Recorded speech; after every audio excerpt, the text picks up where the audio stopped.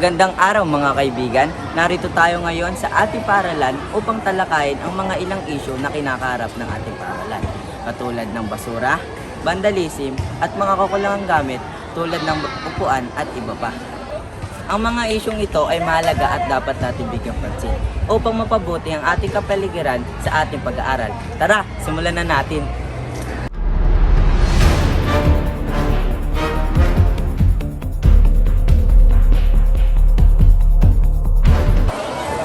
Una sa lahat, ating talakayin ang problema sa basura.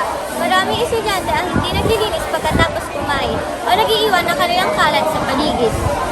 Mahalaga ang tamang pagtapon ng basura upang mapanatili ang kaayusan ng ating paaralan.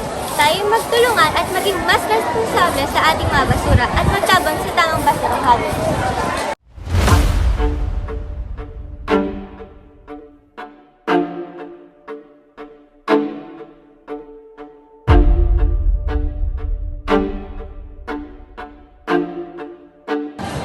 Ang susunod naman ay ang vandalism.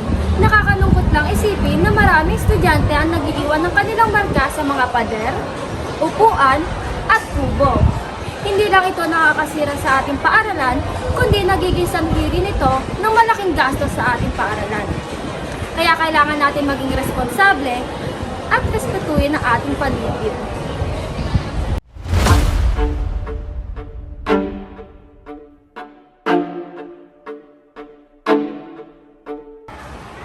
At ang panghuli ang kakulangan sa gamit tulad ng upuan.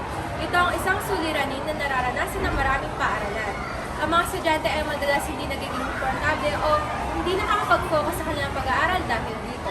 Upang masolusyonan ito, maaari silang makipag-ugnay sa mga lokal na negosyo at komunidad para sa mga donasyon ng pagkagamitan. Sa kabuuan, ang mga isyong ito ay nangangailangan ng ating atensyon at aksyon. Magsama-sama tayo para mas mapaganda ang ating paaralan. Huwag natin kalimutan na ang bawat maliit na hakbang ay mahalaga. Salamat sa panonood! At sana magkaisa tayo para sa ikaaganda ng ating paaralan.